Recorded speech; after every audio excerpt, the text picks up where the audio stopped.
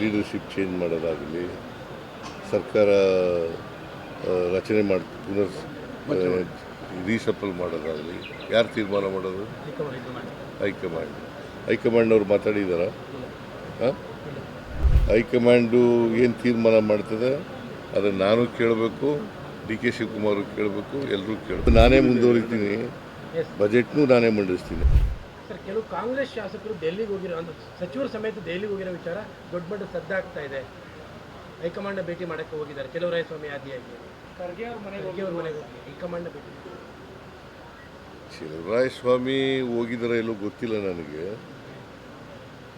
But ಇವರೇ ಹೇಳಿದಾರಲ್ಲ, D K ಹೇಳಿದಾರಲ್ಲ, ಡಿ ಕೆ ಶಿವಕುಮಾರ್ ಹೇಳಿದಾರಲ್ಲಪ್ಪ. ನಾನು ಏನು ಉತ್ತರ ಹೇಳಿ ಡೆಲ್ಲಿಲಿ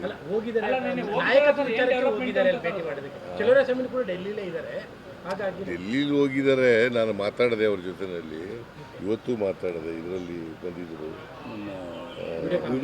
ವಿಡಿಯೋ ಕಾನ್ಫರೆನ್ಸ್ನಲ್ಲಿ ಕೂಡ ಬಂದಿದ್ದರು. ಅವ್ರು ಮಾತಾಡಿದಾಗ ನಾನು ಬಂದಿರೋದು ಕೇಂದ್ರ ಸರ್ಕಾರದ ಕೃಷಿ ಸಚಿವರನ್ನು ಭೇಟಿ ಮಾಡೋಕ್ಕೆ ಬಂದಿದ್ದೀನಿ ಅಂತ ಹೇಳಿದ್ರು. ನೀವೇ ಮುಂದಿನ ಬಜೆಟ್ ಮಂಡಿಸ್ತೀನಿ ಅಂತ ಮೊನ್ನೆ ತಾನೇ ಹೇಳಿದ್ರಿ. ಆ ಬೆನ್ನಲ್ಲೇ ಇವರೆಲ್ಲರೂ ಕೂಡ ಹೋಗಿದ್ದಾರೆ. ಯಾರು? ಕೆಲವು ಶಾಸಕರುಗಳು. ಎಷ್ಟು ಜನ ಹೋಗಿದ್ದಾರೆ? 15 ಜನ ಹೋಗಿದ್ದಾರೆ ಅನ್ನುವಂಥ ಮಾಹಿತಿಗಳಿದೆ. 15 ಜನ ಹೋಗಿದ್ದಾರೆ ಅನ್ನುವಂಥ ಮಾಹಿತಿಗಳಿದೆ. ಮಾಹಿತಿ ಯಾರ್ಯಾರು? ಅಲ್ಲ, ಚೆಲುವರಾಯಸ್ವಾಮಿ ಆದಿಯಾಗಿ ಚೆಲುವರಾಯಸ್ವಾಮಿ ಹೋಗಿಲ್ಲ ಅಂತಂದ್ರಲ್ರಿ. ಡೆಲ್ಲಿ ಇದ್ದಾರೆ. ಹೋಗ್ಲೇಬಾರ್ದು ಅಂತ ಇದೆಯಾ?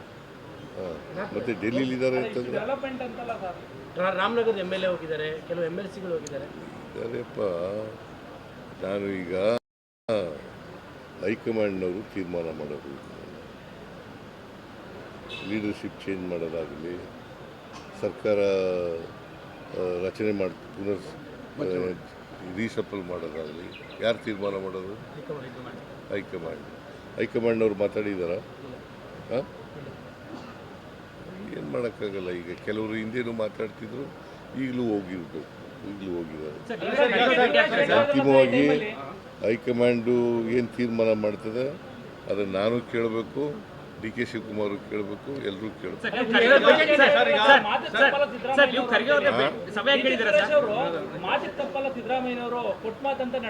ಹೌದು, ಈಗಲೂ ಮಾತು ತಪ್ಪಲ್ಲ. ನಾನು ಎಲ್ಲ ಗ್ಯಾರಂಟಿ ಯೋಜನೆಗಳನ್ನೆಲ್ಲ ಜಾರಿ ಮಾಡಿದ್ದೀವಿ.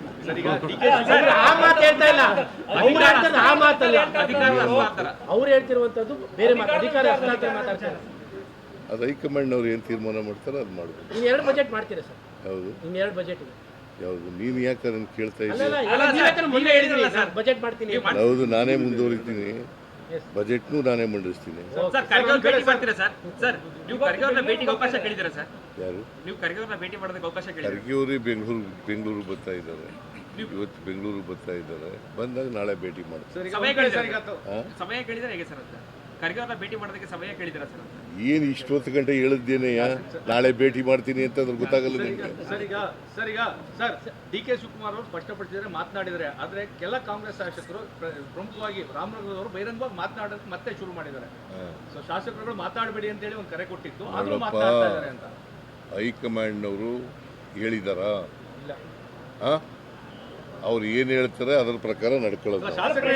ಗೊಂದಲ ಆಗುತ್ತೆ ಅಂತ ಶಾಸಕರುಗಳು ಒಂದೊಂದು ಮಾತು ಹೇಳಿದ್ರೆ ಕಾರ್ಯಕರ್ತರಲ್ಲಿ ಗೊಂದಲ ಆಗ್ತದೆ ಅನ್ನೋದು ವಿಚಾರ ಸರ್. ಅದಕ್ಕೆ ಹೈಕಮಾಂಡ್ ಏನು ತೀರ್ಮಾನ ಮಾಡ್ತದೆ ಅದು ಎಲ್ಲರೂ ಕೂಡ ಭದ್ರಾಗಬೇಕು. ಶಾಸಕರು ಭದ್ರಾಗಬೇಕು, ಮಂತ್ರಿಗಳು ಭದ್ರಾಗಬೇಕು, ನಾನು ಭದ್ರಾಗಬೇಕು, ಡೆಪ್ಟಿ ಚೀಫ್ ಚೀಫ್ ಮಿನಿಸ್ಟರ್ ಶಾಸಕರಿಗೆ ಹೇಳ್ಬಿಡಿ ಕಠಿಣವಾಗಿ ಮಾತಾಡೋದು ಬೇಡ, ಯಾಕೆ ಹೈಕಮಾಂಡ್ ಮಾತಾಡ್ಲಿ ಅಂತ. ಯಾರಿಗೆ ನೀವು ಸಲಹೆ ಕೊಡ್ಬೋದಾ ಅಂತ ನಿಮ್ಮ ಶಾಸಕರಿಗೆ? ಯಾಕಂದ್ರೆ ಅಲ್ಲಿಂದ ಹೈಕಮಾಂಡ್ ಏನು ಹೇಳ್ತದೆ ಅದೇ.